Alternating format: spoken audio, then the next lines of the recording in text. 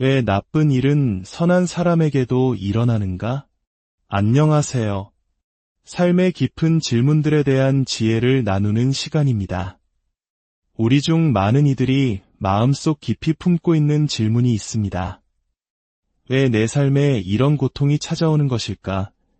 내가 무얼 그리 잘못했기에 이런 시련을 겪어야 하는가? 특히 신앙을 가진 이들에게 이 질문은 더욱 무겁게 다가올 때가 있습니다. 오늘 우리는 이 오래고도 본질적인 질문에 대한 답을 구약 성경의 한 이야기와 19세기 영국의 위대한 설교가였던 찰스 스펄전의 깊은 통찰을 통해 함께 탐구해 보고자 합니다. 오늘의 말씀은 사무엘하 14장 29절에서 31절입니다. 압살롬이 요압을 왕께 보내려 하여 사람을 보내 그를 불렀으나 그가 오려 하지 아니하고 다시 두 번째 사람을 보냈으나 오지 아니하는지라. 이에 압살롬이 자기의 종들에게 이르되 보라 요압의 밭이 내 밭 근처에 있고 거기 보리가 있으니 가서 불을 지르라 하니라.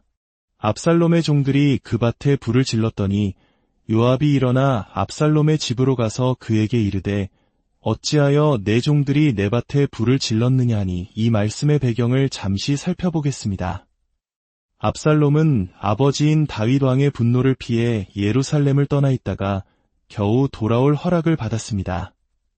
하지만 왕의 얼굴을 직접 뵙지는 못하는 반쪽짜리 용서의 상태에 있었습니다.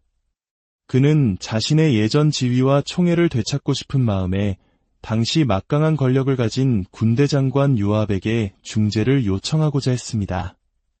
압살롬은 요압을 불렀습니다. 하지만 요압은 오지 않았습니다. 그는 2번이나 사람을 보냈지만 요압은 그의 요청을 무시했습니다. 그러자 압살롬은 매우 사악하면서도 동시에 아주 효과적인 방법을 생각해냅니다. 바로 자신의 밭 옆에 있는 요압의 보리밭에 불을 지르라고 종들에게 명령한 것입니다. 황금비두로 잘 익어가던 보리밭이 순식간에 불길에 휩싸이자 요압은 분노하여 당장 압살롬의 집으로 달려갔습니다. 그리고 소리쳤습니다. 어찌하여 내 종들이 내 밭에 불을 질렀느냐? 압살롬이 원했던 것은 바로 이것이었습니다. 그는 요압과의 만남 그 자체를 원했고 그 방법이 얼마나 극단적인지는 신경 쓰지 않았습니다.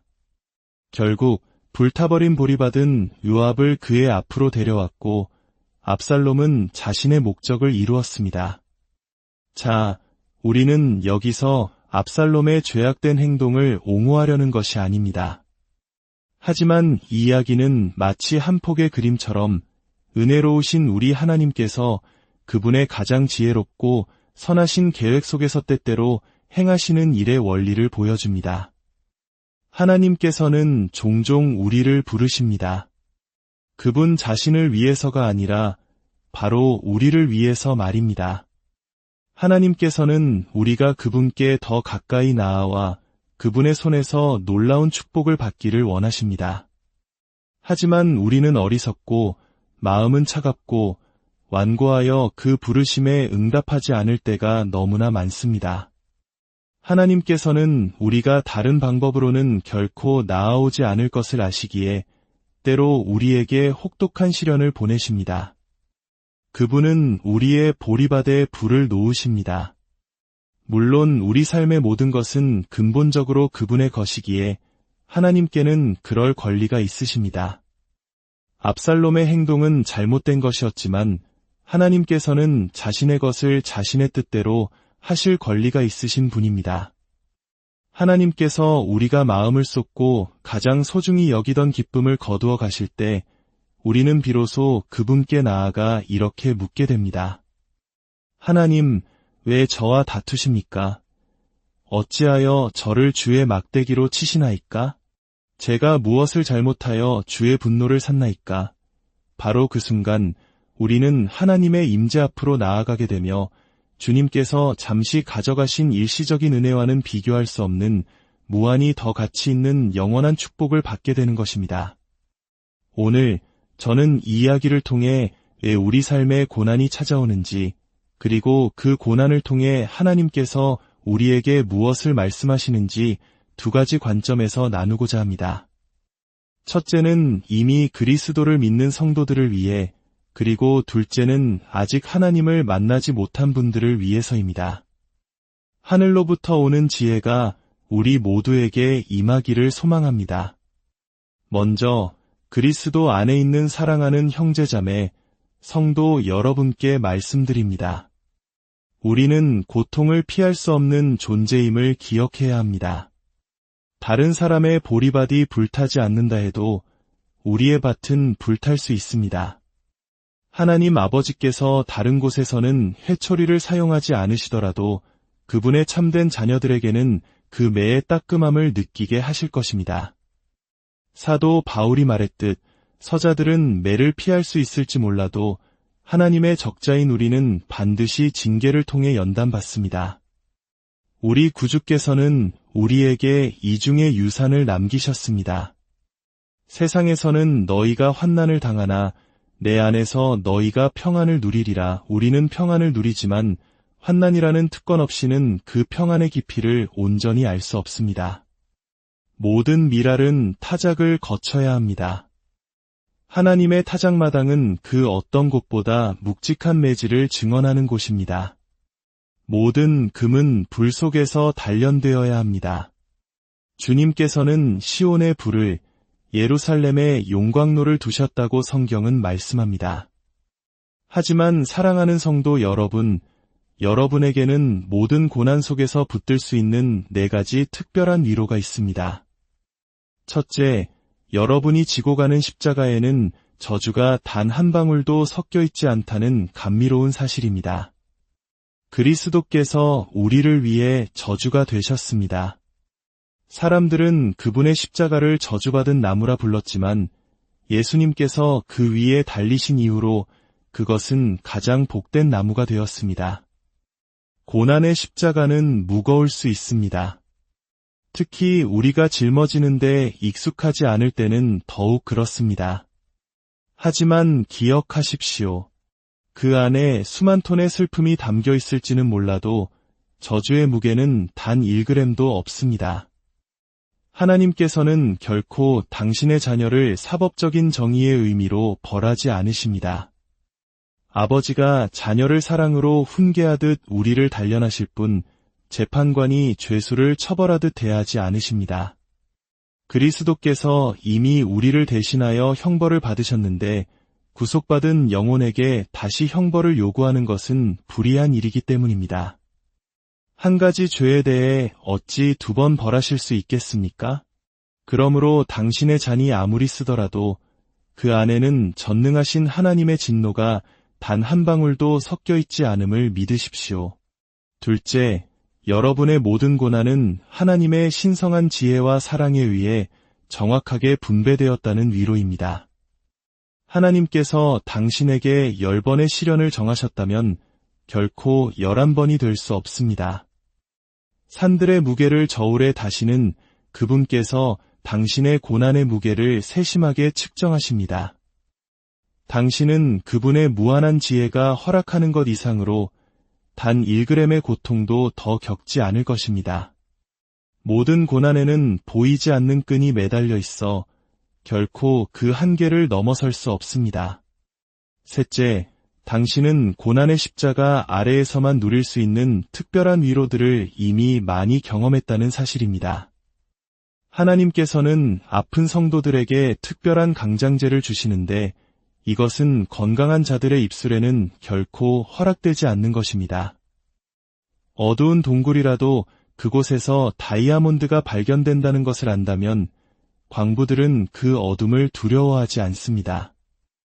고난이 당신의 영혼에 어떤 부유함을 가져다 주는지 기억한다면 고통을 두려워할 필요가 없습니다. 어떤 약속의 말씀들은 오직 환난의 어둠 속에서만 그 빛을 발합니다. 왕국의 가장 좋은 포도주는 고난이라는 지하 저장고에 보관됩니다. 다른 모든 이들이 당신에게 등을 돌릴 때 당신은 그 어느 때보다 그리스도의 얼굴을 선명하게 보게 될 것입니다. 넷째, 그리고 이것이 오늘 말씀의 핵심입니다. 당신의 시련은 당신을 하나님께로 더 가까이 이끌므로써 당신의 영원한 유익을 위해 일하고 있다는 것입니다. 우리 하늘 아버지는 종종 우리를 부르시지만 우리는 나아가지 않습니다. 그분은 우리에게 더 단순한 믿음을 실천하라고 부르십니다. 더 깊은 교제로 들어오라고 부르십니다. 더 간절한 기도의 자리로 부르십니다. 더 높은 수준의 거룩함으로 올라오라고 부르십니다. 하지만 우리는 세상의 먼지에 집착하며 너무 바쁘다는 핑계로 너무 많은 염려에 사로잡혀 그 부르심을 외면합니다. 우리가 하나님의 부드러운 부르심에 귀 기울이지 않기 때문에 바로 그때 고난이 찾아옵니다. 요압이 왕자의 부름에 응하지 않았을 때 그의 보리밭에 불길이 치솟았던 것처럼 말입니다. 그 고난은 여러 가지 모습으로 찾아옵니다. 어떤 이에게는 질병의 형태로 찾아옵니다. 평생 병든 몸을 이끌고 살아가거나 갑작스럽게 병상에 눕게 됩니다. 이 고통은 하나님께서 주시는 약입니다. 이 약은 때로 우리를 더 아프게 하는 것처럼 느껴지지만 결국 우리를 치유하기 위함입니다. 많은 목회자들이 질병을 겪고 난 후에야 비로소 가장 깊이 있는 설교를 하게 되었다는 간증을 우리는 종종 듣습니다. 어떤 이에게는 재정적인 손실의 형태로 찾아옵니다. 부유하고 번영할 때 어떤 그리스도인들은 교만해져서 나의 산은 굳게 서서 결코 흔들리지 않으리라 라고 자랑합니다. 그때 하나님께서는 그들을 위해 예비하신 막대기를 드십니다. 사업의 실패, 갑작스러운 실직, 예기치 않은 손실들이 연이어 닥쳐옵니다. 그러나 그를 구원의 반석 위로 밀어올리는 파도는 복된 파도이며 살을 파고들지라도 우리를 예수님께로 이끄는 밧줄은 복된 밧줄입니다. 어떤 이에게는 사랑하는 사람을 잃는 사별의 아픔으로 찾아옵니다. 많은 어머니들이 자녀의 죽음으로 인해 더 거룩한 삶을 살게 되었고, 많은 남편들이 아내의 죽음으로 인해 자신의 마음을 그리스도께 더 온전히 드리게 되었습니다. 먼저 떠난 영혼들은 마치 천사처럼 우리를 하늘로 부릅니다. 이곳은 당신이 쉴 곳이 아니니 이리로 올라오시오. 혹은 자녀로 인한 시련, 깊은 영적 침체의 고통, 그리고 하나님의 얼굴을 숨기시는 것과 같은 시련도 있습니다. 이 모든 것은 우리가 완고하게 그분의 부드러운 부르심을 거절할 때 우리를 그분께로 이끌기 위한 하나님의 사랑의 방편입니다. 그렇다면 지금 혹독한 시련을 겪고 있는 성도 여러분, 어떻게 해야 할까요? 요압이 압살롬에게 달려갔던 것처럼 하나님께 나아가십시오. 그리고 물으십시오. 하나님, 왜 제 보리밭에 불을 지르셨습니까? 저를 살피시고 제 마음을 아시며 제게 악한 행위가 있는지 보시고 저를 영원한 길로 인도하옵소서. 이 시간을 겸손과 마음을 살피는 특별한 기회로 삼으십시오. 다음으로 아직 하나님을 믿지 않는 분들께 잠시 말씀을 전하고자 합니다. 하나님께서는 당신을 부르셨습니다. 회심하지 않은 남자여, 여자여, 하나님께서는 여러 번 당신을 부르셨습니다. 어린 시절 어머니의 기도는 당신을 구주의 사랑으로 이끌려 했었고, 경건한 아버지의 가르침은 당신을 붙들고자 하는 그물과 같았습니다. 하지만 당신은 그 모든 것을 끊어버렸습니다. 설교 말씀을 통해 당신의 양심이 찔려 두려움에 떨었던 적도 있었지만 그 떨림은 곧 예전의 죄악된 삶으로 돌아가고 말았습니다. 자비의 손길이 뻗어 있었지만 당신은 주의를 기울이지 않았습니다. 성경, 신앙서적, 믿음의 친구들을 통해서도 부르심은 계속되었습니다. 제가 한 가지 말씀드리겠습니다. 만약 이런 부드러운 방법들이 당신을 주님께로 이끌지 못한다면, 그리고 하나님의 영원한 작정 속에 당신을 구원하시려는 계획이 있다면 그분은 다른 방법을 사용하실 것입니다. 말이 통하지 않으면 채찍을 드실 것입니다. 당신 역시 시련을 겪어왔습니다. 그리스도인들처럼 당신도 눈물을 흘립니다. 당신은 죄 때문에 울지는 않지만 당신의 죄가 당신을 울게 만들 것입니다. 당신은 아팠던 날들을 기억하십니까? 마지막 순간을 알리는 듯 똑딱거리던 시계 소리를 들으며 영원하신 하나님께 거짓 맹세를 했던 것을 기억하십니까? 사업에 실패하고 사랑하는 사람을 잃었던 기억은 없으십니까? 이 모든 것은 하늘 아래에는 영원히 살만한 가치가 있는 것이 없음을 알리는 하나님의 거친 사자들입니다. 이 땅에 젖을 떼고 세상의 부유함보다 더 실질적인 것을 찾게 하려는 그분의 손길입니다. 저는 이 설교를 듣는 분들 중에 구원의 소망이 거의 없어 보이는 분들도 있음을 압니다. 말씀은 더 이상 당신에게 효력이 없는 듯합니다. 온갖 시련을 겪었지만 당신은 더욱 반항할 뿐입니다. 머리부터 발끝까지 상처와 멍, 그리고 골마 터진 상처뿐입니다.